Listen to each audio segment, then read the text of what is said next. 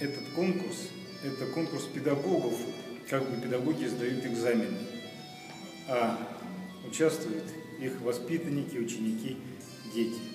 Первое место заняла гимназия, яркий оказался представитель, и как мне вчера стало ясно, это не случайность, потому что одна из лучших школ Северной Осетии.